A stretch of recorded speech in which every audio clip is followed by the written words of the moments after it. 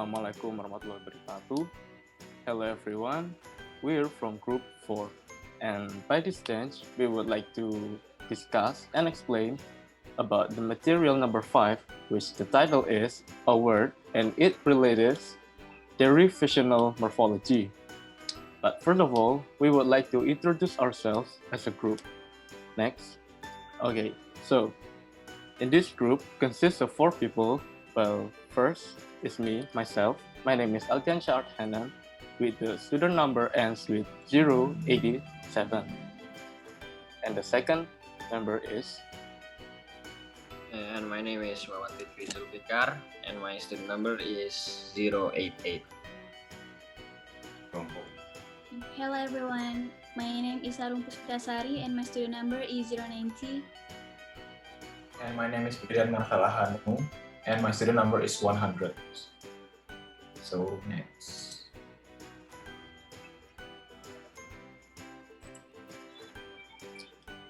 As what I said, so our title is A Word and Its Relative Derivational Morphology. Okay, so the first topic is going to be presented by me. So the number 1 topic is relationships between lexemes. What is derivational? So derivational morphology is a type of a word formation that creates a new lexemes, either by changing syntactic category or by adding substantial new meaning or both to a free or bound base.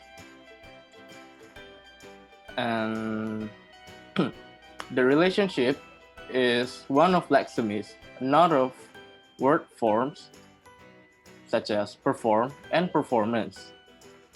There is a plural form of performance, so performance and performances are 2 forms of the lexemes performance.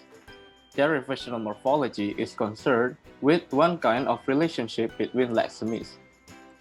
The suffix "ans" is not one of the small class of suffixes, so-called inflectional suffixes whose use is tightly determined by grammar. It refers to change it to be adding a word to define their word class or to change the meaning. So, what sort of suffix is it then? Well, of course, it is derivational. It often creates or produces new words in 2 ways. The first way is they can change the meaning of a word, such as pain, and as a result is retain. And the second is they can change the lexical category of a word. For example, true, but in the form of adjective, truly. It means adverb. Next. And 5.2 is word classes and conversion. The first one is word classes. 1. Classification of word. Word can be classified by various criteria such as phonological property, social factor, and language history. As a technical term, word class refers to the 10 traditional categories below. The first one is noun, such as book, storm, and arrival. And second one is verb. The example of verb is push, sit, know, and etc. And two is kind of word classes. The first one is nouns. In many languages, nouns have affixes indicating number, singular, plural, and case. And B, verbs. Verbs have affixes indicating tenses and aspect. And C is adjective. Adjectives have affixes indicating comparison, and in a few languages, adjectives are enacted for agreement with the noun they modify. And D is adverb, a word that modifies a verb and adjective or another adverb, expressing manner and place. A word that can modify a phrase, clause, or sentence. And conversion. Conversion is the word formation per se. process in which a word of one grammatical form become a word of another grammatical form without any change to spelling or pronunciation. And next. So the 5.3 is about adverbs derived from adjective. Some introductory treatment of English grammar talk as if not just many but all adverbs end in "ly." If that were true, it would be an unusual word class, all of its members being derived simple or monomorphemic adverbs. Though few in number, include some very common words such as often, seldom, never, and soon. And some other adverbs are morphologically complex without containing "ly," such as nowhere, everywhere, today, and yesterday. And one of the examples is cheaply. And the adjective from this word is actually cheap and turns into adverb. In most cases, an adverb is formed by adding "ly" to an adjective. And then the second word is easily. The adjective from this word is actually easy and turns to adverb easily. If the adjective ends with "y," replace the "y" with "I" and add "ly." The third language is probably. From the adjective, word is probable and turns adverb into probably. If the adjective ends in able, or "ly," replace the "e" with the "y." And the fourth, last one is basically. From the adjective word basic turns into an adverb basically. If the adjective ends in icy, add "ly" exception, such as public to publicly. And the next one is. Okay, in this part, 5.4 is about nouns derived from nouns. In here, not all derivational process change word classes. English has derivational process that yield nouns with meanings such as small x, female x, inhabitant of x, instead of being an x, and devote of our expert on x. And then adding and affixes.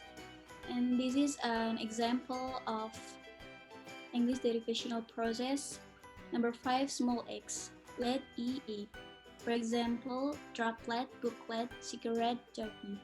Number 6, female x is an in. Example, waitress, princess, heroine.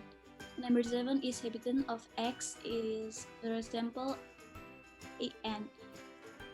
And it is Londoner, New Yorker, and Texan. And then number 8 is Glaswegian, instead of being an X. For example, is ship and hood, kingship, ladyship, and brotherhood. Many of them have unpredictable meanings. A cigarette isn't merely a small cigarette, and a booklet isn't merely a small book. Brotherhood means not the state of being a brother, but rather secret or semi-secret society. And all nouns that end with ed are lexical items. Next. And the next in this part, 5.5, is nouns derived from members of other word classes. Nouns derived from adjective and from verb are extremely numerous. And some suffixes that use to derive nouns from adjective to noun. For example, in this chart is, as you can see on the screen, number 10 is ed. Example, purity, equality, veracity, and sensitivity. 11 is ness, like goodness, tallness, fierceness, sensitiveness, and number 12 is ism, like radicalism and conservatism. All these three suffixes mean basically property of being X, where X is best adjective of the three. Ness is the most widely applicable, and the great majority of nouns formed with are not lexical items as defined. At least one noun in ness is lexicalist, like highness, which means not property of being high, for which we use height, but rather royal personage, as in Her Royal Highness. Some of these nouns are formed from bases other than the free form of the corresponding adjective. For example, ferocity, from feroc, not ferocious. Conservatism, from conservat, not conservative. The veracity pattern is fairly general for adjective in use. Compare rapacity, capacity alongside rapacious and capacious, but not absolutely general, for example, to delicious and spacious. There is correspond deliciousness and spaciousness, not delicity or spacity. This gapeness is a reason for counting all nouns in ed as lexical items. And the other example are suffixes for deriving nouns from verbs. In number 13, ends like performance, ignorance, reverence, and convergence. And number 14 is meant like announcement, commitment, development, and engagement. In this example, number 13 and number 13, 14 all have much the same function. They form abstract nouns meaning activity or result of thing, but they are certainly not freely interchangeable. For example, we have performance but not performance, or performation, and we have commitment not committal, or commission but no committance. It is true that some verbs allow a choice of suffixes, for example, commit, but the nouns thus form are non-synonyms. One can commit a crime, commit an accused for pardon for trial, or commit oneself to a tax, but of the three nouns, only commission corresponds to the first meaning, only committal to the second, and only commitment to the third. And the next, okay, in this part, 5.6 is about adjective derived from adjective. In this part, prefix are predominant, and suffix of not is only ish, and not all an can be prefixed with all adjective. And then the example of suffix ish is granny, smallest, remotest, rather than remote. By contrast, the prefix an meaning not as extremely widespread. For example, unhappy, unsure, unreliable, undiscovered, because it is so common most dictionaries don't attempt to list all an adjective. This doesn't mean, however, the an can be prefixed to all adjective quite freely. We don't find, for example, ungood with the meaning bad.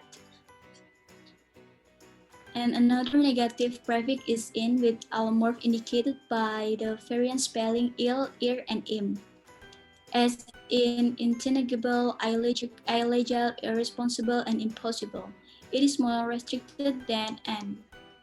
And for example, as you can see on the screen, eatable, uneatable, edible, unedible, readable, unreadable, legible, illegible, lawful, unlawful, and legal, illegal, touchable, untouchable, entangled, and entangled.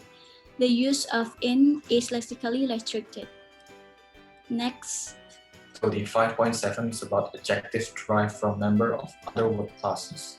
Some of the process that derive adjectives from verbs straddle the divide between the derivation and inflection in a way that we have not yet encountered. And there are two examples. It's actually adjective derived from noun and adjective derived from verbs. So first thing that I want to explain is about adjective derived from noun. One of the example is like a, full, like joy becomes full, joyful, and then hope become hopeful, help become helpful and meaningful. And then there's less. Joy becomes joyless, hope hopeless, help helpless, and mean by meaningless. And there's al, like origin becomes original, normal and becomes normal, personal, person becomes personal, and nation becomes national. And then secondly is adjective derived from verbs. Like able becomes adaptable, admirable, count become countable, cure become curable. And then there's I've, such as abuse become abusive, act become active, create becomes creative, adopt becomes adoptive. And then and, like dominant become dominant, hesitate become hesitant, accept become acceptant, and exalt become exultant.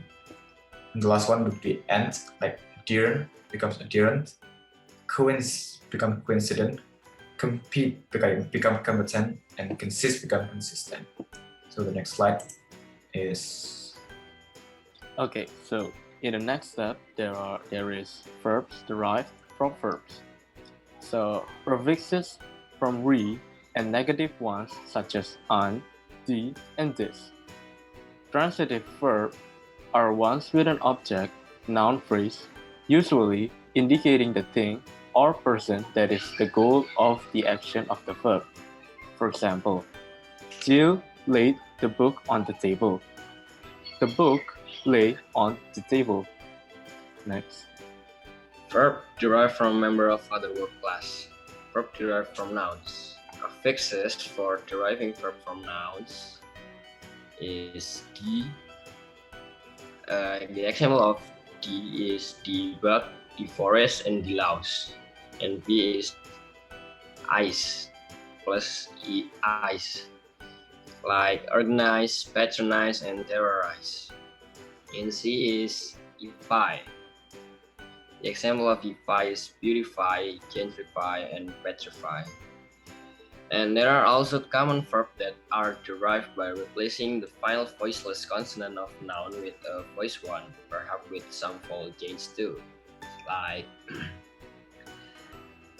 bath become bath, and breathe become breathe, houses become house, breathe become breathe.